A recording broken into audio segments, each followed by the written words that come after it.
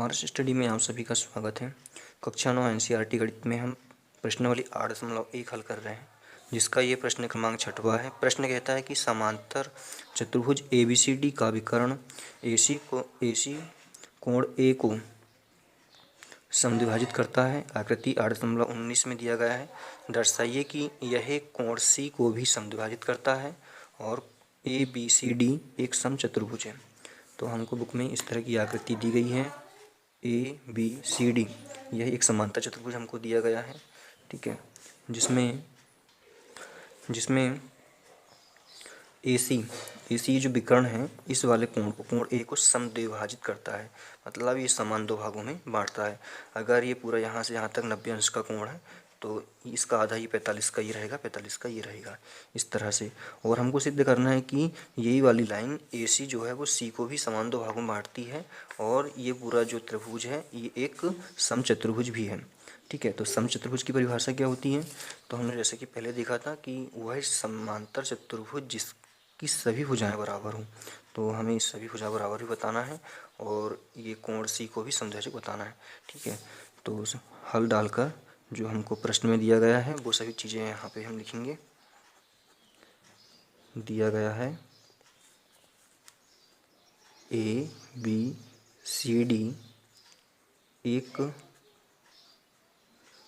समांतर चतुर्भुज है। अब समांतर चतुर्भुज है तो समांतर चतुर्भुज में इसके दोनों जो युग्म होते हैं भुजाओं के वो कैसे होते हैं? समांतर होते हैं, ठीक है। तो यहाँ पे जो AB है, जो AB भुजा है वो समांतर किसके हो जाएगी? DC के। तो यहाँ लिख लेते हैं हम कि AB जो भुजा है वो समांतर है DC के। उसी प्रकार AD भुजा समांतर किसके? CB के या BC के, ठीक है। अब यहाँ पे एक चीज़ ये कह रहा है कि जो कोण A को समद्विभाजित करती है रेखा, तो ये दोनों कोण बराबर होंगे। तो यहाँ लिख लेते हैं कि चतुर्भुज ABCD का, तो यहाँ पे हमने लिखा कि चतुर्भुज ABCD का विकर्ण AC, ये वाला AC कोण A को समद्विभाजित करता है, ठीक है, समान दो भागों में बांटता है। इसलिए कोण हमारा कोण BAC ये वाला और सेकंड कोण DAC ये वाला, दोनों कैसे होंगे? बराबर होंगे। या हम इसको डायरेक्ट ये भी कर सकते हैं, कोण B बराबर कोण B बराबर कोण C, या फिर इसको हम नाम देते हैं कोण नंबर 1, कोण नंबर 2, और हमें सिद्ध करना है ये वाला, ठीक है। इसको 3 और इसको 4 दे देते हैं, ठीक है, इस तरह से। तो यहाँ पे कोण हमारा ये वाला 1 है तो इसको B नहीं लिखेंगे हम, कोण 1 और कोण 2, ठीक है, एंगल 1 और एंगल 2, इस तरह से इसको हम लिख सकते हैं। उसके बाद में हमें सिद्ध करना है यहाँ पे क्या? हमें सिद्ध करना है यहाँ पे कि जो कोण C है वो समद्विभाजित करती है ये वाली रेखा। तो यहाँ पे हम डालेंगे फर्स्ट नंबर, ठीक है। फर्स्ट नंबर डालकर यहाँ पे हम लिखेंगे कि AB समांतर है DC के, ठीक है। AB समांतर है ये वाली रेखा के। तो हमें ये वाले कोण को भी कैसे बताने हैं? इक्वल बताने हैं। तो हम सबसे पहले लेंगे यहाँ पे ये वाली रेखा को AB समांतर DC के, ठीक है। अब यहाँ पे AB समांतर DC को हमने ले लिया है। तो ये वाली जो रेखा दिख रहे हैं हम A से लेकर C तक, तो यहाँ पे DCAB, ठीक है, इस तरह की एक जेड आकृति बन रही है। तो जेड आकृति बनने के कारण ये वाली जो रेखा है इसको प्रतिच्छेद करती है, ठीक है। ये दोनों समांतर रेखा है और ये प्रतिच्छेद करती है, तो यहाँ पे एकांतर कोण बन रहे हैं, ठीक है। ये जेड वाली आकृति में एकांतर कोण बन रहा है। एकांतर कोण हमेशा बराबर होती हैं। तो कोण नंबर 4 का एकांतर कोण नंबर 2 बन रहा है और 3 का एकांतर कोण 1 बन रहा है, ठीक है। तो यहाँ पे हम लिखेंगे इसलिए कोण 1 बराबर कोण 4 है। और क्यों है ये बराबर? कोण 1 बराबर 1 के बराबर 3, तो यहाँ पे हम नंबर चेंज कर लेते हैं, 3 इसको और 4 इसको कर लेते हैं। ठीक है, तो कोण ए बराबर कोण 4 हो रहा है। और क्यों हो रहा है? क्योंकि एकांतर कोण है ये, एकांतर अंतः कोण। ठीक है, एकांतर अंतः कोण, कोण ए बराबर कोण 4, इसको हम समीकरण नंबर 1 दे देते हैं। उसी प्रकार यहाँ पे हम देखें अगर, तो इस वाली आकृति में अभी ये समांतर हमने बताया था, तो इसी आकृति में AD बराबर, AD समांतर क्या है? बराबर ही समांतर होंगे B और C के। ठीक है, तो इसके भी एकांतर कोण यहाँ पे जो बनेंगे, तो जैसे कि इसमें एक लाइन बनाकर हम यहाँ पे कोण नंबर 4 और कोण नंबर 3, इसको कोण नंबर 1 और 2 कर लेते हैं। तो हमने पहले 1 और 4 को बराबर बताया, अब यहाँ पे कोण 2 नंबर का बराबर हो जाएगा कोण नंबर 3 के। ठीक है, 1 के बराबर में कौन सा हो गया? 4, और 2 के बराबर में 3 हो गया। 1 के बराबर में 4 और 2 के बराबर में 3 हो गया। ठीक है, इसको हम लिख लेते हैं कि एकांतर कोण है ये भी, एकांतर अंतः कोण, एकांतर अंतः कोण, और समीकरण नंबर 2 इसको कर लेते हैं। ठीक है, उसके बाद में कोण 1 बराबर कोण 2 हमको दिया गया है, प्रश्न में ही दिया गया है। ठीक है, क्योंकि समद्विभाजित करता है इसलिए यहाँ पे कोण 1 बराबर कोण 2 हमको दिया गया है। ठीक है, अब यहाँ पे कोण 2 बराबर कोण 3, कोण 2 बराबर कोण 3 यहाँ पे दिया गया है समीकरण नंबर 2 में। कोण 2 बराबर कोण 3 समीकरण नंबर 2 से। ठीक है, अब यहाँ पे कोण 1 के बराबर में कोण 2 है और कोण 2 के बराबर में कोण 3 है। ठीक है, अब समीकरण नंबर 1 में देखें अगर हम, तो जो कोण नंबर 1 है वो 4 के बराबर भी है। तो कोण 1 बराबर कोण 4 समीकरण नंबर 1 से। इसलिए कोण 1 बराबर कोण 2, कोण 2 बराबर कोण 3 और कोण 3 बराबर कोण 4।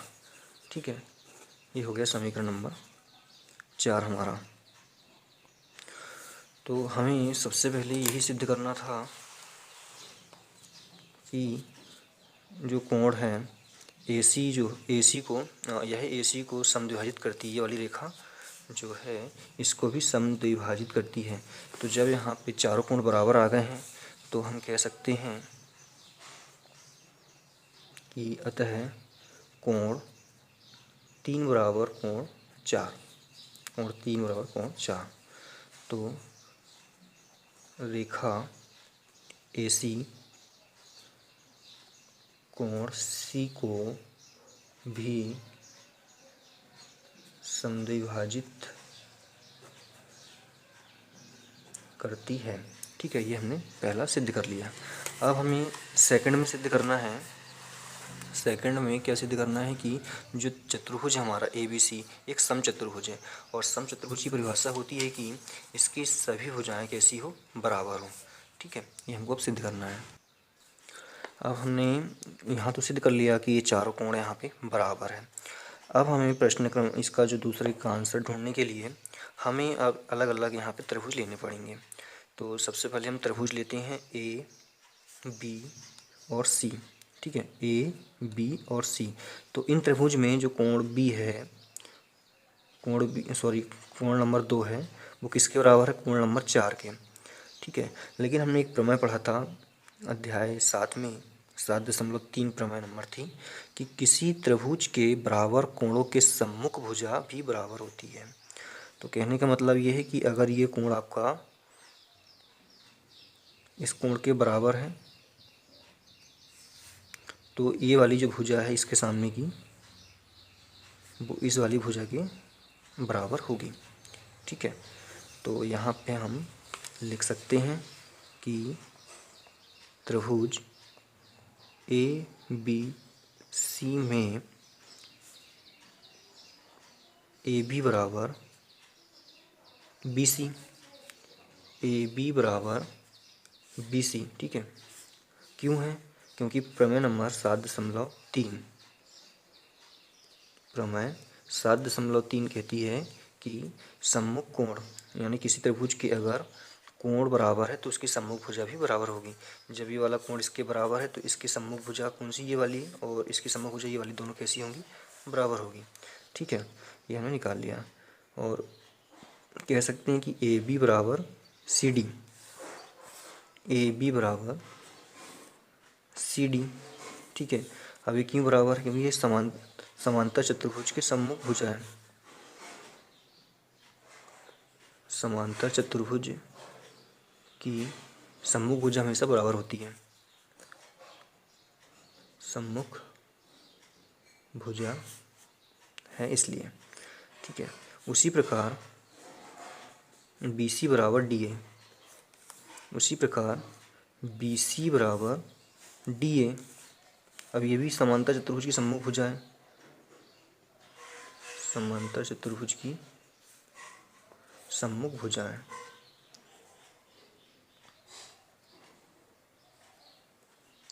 इसलिए ये दोनों बराबर होगी, ठीक है। अब हम देखें यहाँ पे तो ए बी के बराबर में बी सी हो गई, फिर ए बी के बराबर में सी डी हो गई, फिर यहाँ पे बी सी के बराबर में ए डी हो गई। तो ए बी जितनी भी भुजा है वो किसके बराबर है? बी सी के। अब यहाँ पे ए बी बराबर है किसके? सी डी के। तो स्वाभाविक है कि बी सी जो होगी वो सी डी के बराबर होगी, वही बी सी के बराबर में ए डी होगी, ठीक है। इसलिए हम कह सकते हैं कि भुजा ए बी बराबर है बी सी के, और बी सी बराबर है सी डी के, और सी डी बराबर है डी ए के। जिसे हम समीकरण नंबर 5 दे देते हैं। तो हमने ये भी सिद्ध कर लिया कि इसकी जो भुजाएं बराबर है। और समचतुर्भुज की परिभाषा भी होती है कि वह समांतर चतुर्भुज जिसकी चारों भुजा बराबर होती है वो क्या कहलाता है? समांतर चतुर्भुज कहलाता है। तो लिख सकते हैं, सॉरी, समचतुर्भुज कहलाता है। अतः ए बी सी डी एक समचतुर्भुज है,